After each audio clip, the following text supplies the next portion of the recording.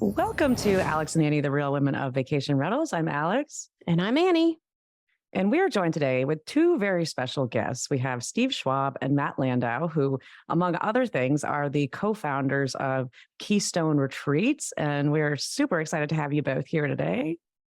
So, Matt, you also are founder of VRMB and have been involved in a lot of different things in the industry. Your podcast was one of the best podcasts that has ever come into this space. You stopped doing it back in December. I remember that was a bit of a shock to all of us and a sadness, but wanted to just hear how you've been since that point and what's going on in your life. Oh, I've been great. I've been excellent. The last year of my life, and it coincides a great deal with Keystone, has been very introspective, I would say, much more introspective than I've been in the past. And I reached a moment towards the end of last year that I was starting to feel some of the signs of burnout that I experienced back when I was running my vacation rental business. Mm-hmm. And that ultimately drove me to sell that business, to leave the operations side of the industry. And I started to sense those signals. Some people may resonate with them. It's not quite as excited and enthusiastic as you were at the beginning. It's feeling like you are spread thin, like you're doing a million different things and you can't put all of your focus into any one. Just juggling. And it starts to become a little overwhelming when you're someone who wants to make progress and you want to grow. And I think that all of us have that in common here in this industry. But I wasn't exactly sure where do I find that fire. So we hosted the first Keystone Retreats back in August. And I think the feeling that both Steve and I felt and the feeling that all of our guests felt was something new and something that I could get really excited about again. And that kind of acted as the inspiration to keep evolving the Keystone Retreats concept. And it also served as like a lens for me to start viewing my projects in a new way. And it just so happens that the podcast, as I used to host it, was a great medium. And I will be coming back to the world of podcasting. I'm very excited. It will just have a slightly different kind of focus and depth to it. So really the last year for me has been about looking inwards and addressing some things that I wanted to in order to evolve. So you're now rejuvenated. You started Keystone. You brought Steve in. So Steve, where were you at, I guess maybe in your journey last year when you joined Keystone and got this kind of off the ground? Yeah, I think that Matt and I both went into this with a very different idea of what it ended up being. And Matt and I have such different approaches to the world that putting us in close quarters and having us, work through a lot of our goals was a big growth for me personally. New approaches, getting to learn from Matt, and hopefully being able to return that favor, but coming out of it with a whole different perspective of where I fit into the community, the industry, and the amount of connections and perspective on the quality of people that were there has really been a foundational pivot for me. Maybe a greater sense of responsibility of how I interact with the community. So yeah, I think that when Matt and I got this going, I accidentally ended up in Florida, and I was renting a Turo, and the Turo had been crashed the day before. So they handed me this black Corvette with these yellow racing stripes in it and on it. And I called up Matt. I was like, "What are you doing?" He said, "Nothing." I was like, "I'm coming to pick you up." And it was those couple of days where the plan and the ideas were hatched. And I think it's been very good for my soul. And I think it's been great for Matt's soul. And I think that a self-discovery on our behalves, but also that has really been the foundation of what we've hoped to bring to all the attendees of Keystone. It's more than just a conference where you learn how to do a hard skill. There's a lot of self-discovery and clarity. And in doing that, I think that we've been able to get that back in return in multiples. So it's been fantastic. Yeah, I think the experience that you guys provide at these retreats, I'm sure it comes tenfold in the stories and the learnings that you hear from the attendees, and you're training very important things and getting people to look at just their lives and their businesses in a different way. And one thing that I took away from Keystone Retreat, and I went back in February to the one that you hosted in Georgia, was that this retreat, it's not just about the business. It really is about looking internally and looking at your values and where the opportunities are for you in the future, you and your company. I do remember one story, Matt, you told about heading into the first one. And actually, I think you might have told it on our podcast last year. You were on our show about this time last year. And you said that going into it, you were so nervous, and you said, I feel like I'm not going to know what to say when the people get there. But you had an encounter, I think, in Canada that led to how you built the program. Can you tell us a little bit about that? Yeah, I was at a barbecue. I was visiting the offices of Perto, which is based in Vancouver there. And I was invited to a barbecue, and I was sitting down next to this guy, and we just started chatting, and he asked what I did, and I told him that I was going to be hosting a retreat. And he was like, "No way, I help people host retreats for a living." And I was like, "Okay, what do you got for me?" And we ended up just having the most engaging discussion that evening. We went out to breakfast the next morning. I called Steve. Steve had a conversation with him. His name's Jordan. I think the most interesting perspective that Jordan brought, as an outsider and somebody who had done this before, was that to have a transformative retreat, it doesn't just happen by accident.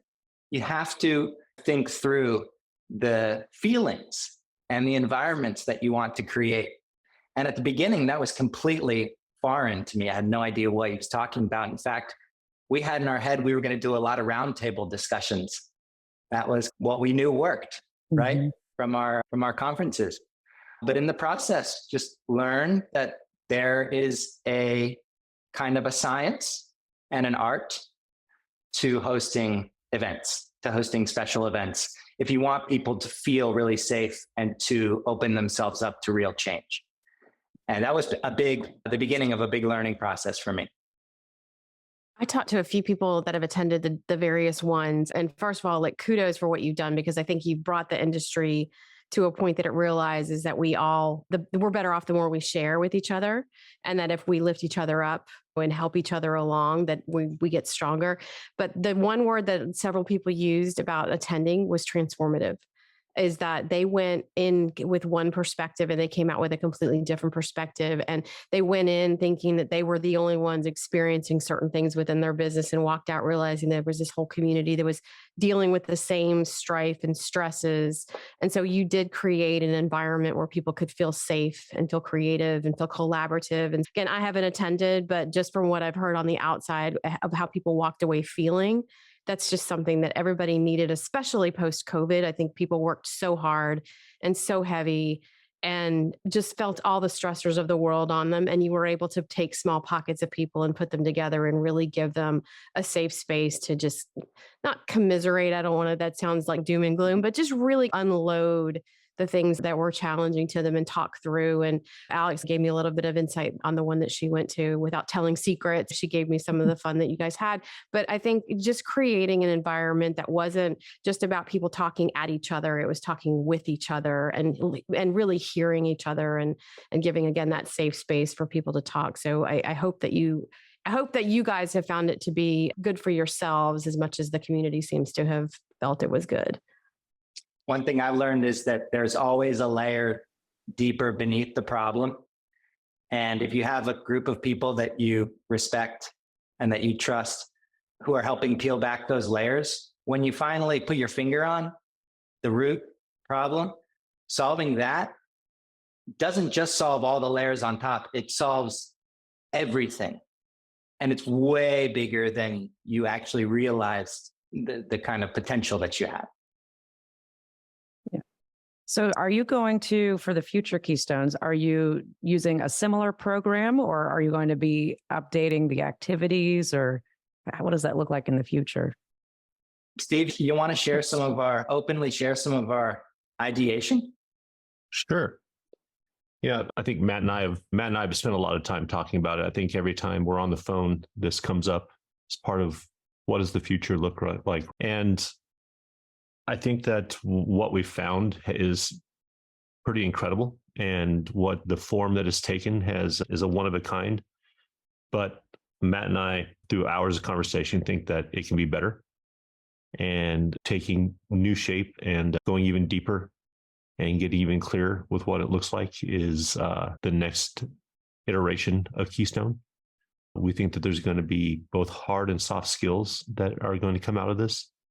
More clarity, deeper self-reflection, more hard skills like we've done as separate units of cohorts, but the constant improvement of the value that we're bringing through Keystone is going to be the real next level for it. Yeah, makes sense. I we remember always start with this question. It's like, how do we cultivate more great thoughts, more great thought leaders? That's always how we begin these conversations. And there's so many different ways that you can take that question. There's so many ways that you can think about building the next generation of leaders in our industry and beyond. So it really is like a bottomless. Yeah, for sure. I remember before going to Keystone, seeing some of the pictures, I was very excited about it, but I'll be completely honest. Some of the pictures I saw that involve like Legos and it looked like arts and crafts. I thought, I don't know if I'm going to, this is really not my thing. But come to find out, actually, probably my favorite part of the whole retreat was the Lego exercise that you did. And I couldn't believe how much I actually enjoyed that. And I remember sitting next to Valerie from Perdido Key Hawkins, and she said the same thing. I think both of us like had this sheet of just white that went over our faces when we saw all the Legos poured down in front of us. And what are we going to do? But it ended up being a really great activity. And I think building out with our teams, what your next big leap looks like was really transformative, literally, for the groups that we worked in. And then to also listen to everybody that was there, share their story about what was going on and what that next big leap was going to be for them. You went into it not knowing really anything about these people. And by the end, everything about them, or a very large amount. But I think the relationships are really important, right? And I think however you structure these activities, there's a lot of weight there. And there's probably a lot of pressure on you guys to continue to find things like that can still have that same effect. But I'm excited to see what you guys do next, because that's a hard one to top. Alex, I recently enlisted in an art workshop for adults. Interesting. And at the beginning of each session, we're given some materials like pens or colored pencils, papers. And every time at the beginning, I have the exact same feeling that I did with the Legos. It's a little awkward. I'm rolling my eyes. I'm like, I don't really want to do this. And I realized that it is always that feeling that leads to some really big discoveries, creatively speaking. And it's just my aversion to it, or my impression of it. Oh, this is silly, or this is for children. That's actually the signal that you're actually going to be honest with yourself about something. Yeah. What about you, Steve? What's your perspective on things coming out of this? Out of Keystone, I think that before that, back to the Legos, I think the Legos are just a medium to get the focus off your own self and onto what the obstacle or the leap is. It can be anything, like any sort of art or any sort of object. It's just a mind shift of getting away from your own ego and your own, what about framing what the issue is into something that's outside your own head that really makes the breakthroughs. I think that the amount of connections that come out of this and the community that's happening through these different cohorts, getting to know each other on a real personal basis is one of the biggest values for not just the people that are there, but the industry as a whole. It reminds me a little bit of the saying talking about how if you wanted to stop wars, make everybody travel. When you start to understand people, where they're at and what their wants and needs are, conflict ends. And you watch a lot of the Keystoners come through and get to know each other and the relationships that are built. And I think that 20 people at a time, our industry gets a little bit tighter, and cooperation and help and the feeling of camaraderie of sticking together happens. Mm-hmm. And I think that is one of the greatest things that is happening out of this initiative. But then you start to hear people now speaking out and speaking up that have been through this. And the community as a whole has had a very limited set of voices in it for a long time. And these new voices having the authority and bravery to stand up and say something out loud and bring new opinions and ideas to the industry, I think is something that will grow all of us over time and push the industry forward over the next 10, 20 years. I was going to say, we talk a lot on the podcast about bringing together the STR side with the professionally managed vacation rental managers and how there's been a divide really, and COVID obviously made that a lot worse. But knowing that there are so many more of these newer managers that are coming into this industry than there are the professional ones that have been around for so long. Do you see Keystone in having any role in being able to help with that? Is there any intent to try and bring in some of those voices to these events? I think the best way I think about it is, instead of worrying about labels or how long somebody has been in an industry or how many properties somebody has, uniting people with new values, I think is very powerful. If it's a value of curiosity, let's say that's one of my values, and you attract other curious people, that makes for a paradigm change. Because suddenly all of these people aren't thinking about the technical label of their business. Rather, they're thinking about asking more questions and learning more. And we talk a lot about values within the methodology and identifying your own values as a professional and the values of a company. And when you start uniting people by values like curiosity and generosity, creativity, suddenly it pulls up a kind of quality, in my opinion. It attracts a quality kind of fit. I like to think that's the method.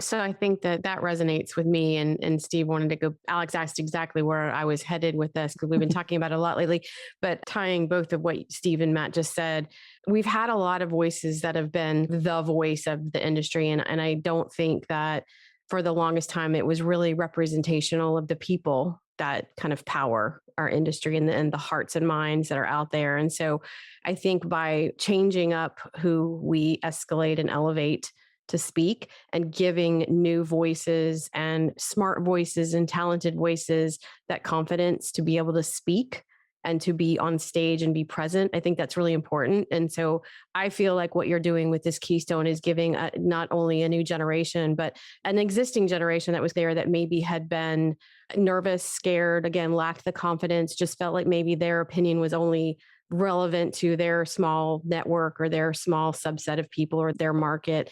I love to see all the new people that have come out of Keystone with the strength and the will. And Steve, you said it. I think it's not just confidence, but it's courage because a lot of it is courage to stand up to some of the voices that have been contrarian and not wanting to look at the industry as a whole and elevate. And so I think for me, I look at Keystone and what you're doing is it's bringing us these people that they've been there all this time. And my favorite example is, of course, Lauren Madewell. She's someone who has so much to offer and had just been out there doing her own thing. And she found her stride and her voice and found her style. And she has really been a game changer. And I think that as long as we continue to nurture those spirits and those minds and souls and hearts, it gives me a warm fuzzy about where the industry can be a year from now, from where we were 18 months ago. Annie really needs to go to one of these, by the way. They did invite me. I couldn't go, but yeah. So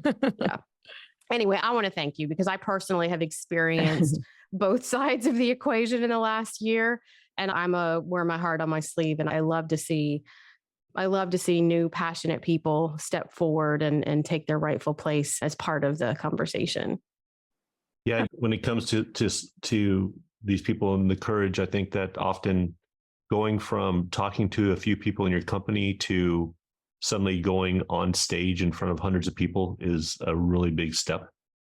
And having that iteration of being able to speak to a small group of strangers, hearing that your voice has value, that your ideas have merit, having them inspire you, talking to the next size up, and having that sort of confidence building, that stack of successes that build confidence over time is a big part of this. And a lot of these voices haven't had an opportunity to speak to anybody outside their company for ever because we're siloed. Having a group of these cohorts where these voices, you can hear the voices being elevated. At the last one, there was a young woman. I believe she was 19 years old, and she had these fantastic ideas. And it was fun to watch her voice starting to be elevated in this group of 22 people, I think that cohort was. And the fact that her ideas had merit, people who had been in the industry for 15, 20 years got quiet when she spoke. And I think that's the sparks of industry thought leaders. And I think that's something that the methodology lends itself to. It's powerful. I would add that even if someone doesn't have an interest in becoming an industry thought leader or speaking on stage, because a lot of people don't have that ambition, it is being clearer and more confident about yourself and what you think and what you like and why that matters in the face of other people telling you that's not going to work. That's the real core magic here. And I think people now, we've started to have people send other employees from their teams. It's because that individual is suddenly a more valuable player on the team. The company is suddenly more valuable because they're thinking in these new innovative ways. So it really just refracts in all directions. Yeah, for sure. How are you going to lead anybody if you don't know who you are? If you don't know what you want? If you don't know what your values are? Yeah. What's acceptable and what's not, right? Yeah.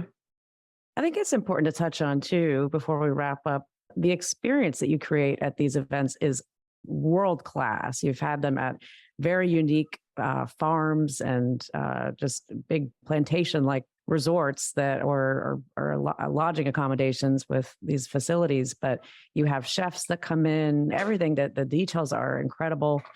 Kelsey that manages this does a phenomenal job. But tell us a little bit about that, the site selection, how the chef, how the food, how all that plays into why this is so magical. Matt had a really specific vision when it came to what the site needed to look like. And I think that vision was right on point, making sure this was done around a vacation rental, not around a hotel. Places with a lot of nature, a lot of outside area to get away so ideas and relationships get time to germinate. The science of eating together, the oxytocins that are released in your brain and all that happened, but not just eating just any old food, but bringing in, quite honestly, celebrity chefs that where the eating itself becomes an experience, builds all these relationships and builds the environment to have something pretty meaningful.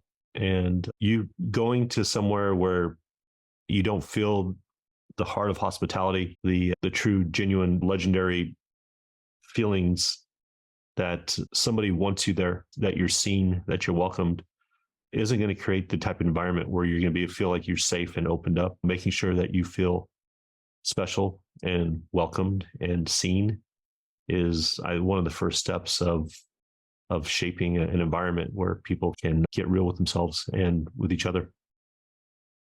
Matt, do you want to? And also, since all of our listeners are managers, I will share that it's incredibly hard to find the right property that fits all of our needs. So we need it to be within reasonable driving distance of an airport. We need to have up to 20 individual bedrooms with their own bathrooms. We need to have enough common space, not a hotel. That actually starts limiting your options really quickly. Yeah. And in terms of demand, we started almost immediately exploring what it could look like to build the perfect retreat center, purely because we have found pain in trying to find that right property. But I do think as operators, it's worth listening to, considering these guest needs, which is people want to connect. They want to have nature. They want to be in person with people they care about. Like, this stuff we already know, but clearly there's a built up demand for it. Yeah. It's about connecting the dots. That's one of the things we speak about on the show very often. But guys, it's about time to wrap up. We appreciate you coming on and sharing a little bit more just directly about this whole experience. I think there's a lot of people that are very interested in it, but don't totally know exactly what it is. So hopefully this gave a little bit better picture. But if anybody wants to learn more about Keystone Retreats, what's the best way for them to reach out, or website they can go to? So we are going to be releasing the 2024 Keystone schedule in the coming months. We're going to have things planned far enough in advance so that all of our buddies can schedule it properly. That will be available in a couple months. But if in the meantime you would like to learn a little bit more, the website is keystoneevents.co. Is that right, Steve? Yep. And you can email, obviously, either one of us. We like to share a little bit about the vision of each event and see if you're the right fit. Almost always, people who are attracted to these kinds of things, it ends up being a really nice balance. Yeah. Awesome. Thank you, guys. If anybody wants to get in touch with Annie and I, you can go to alexandanniepodcast.com. And in the meantime, thank you for tuning in, and we'll see you next week.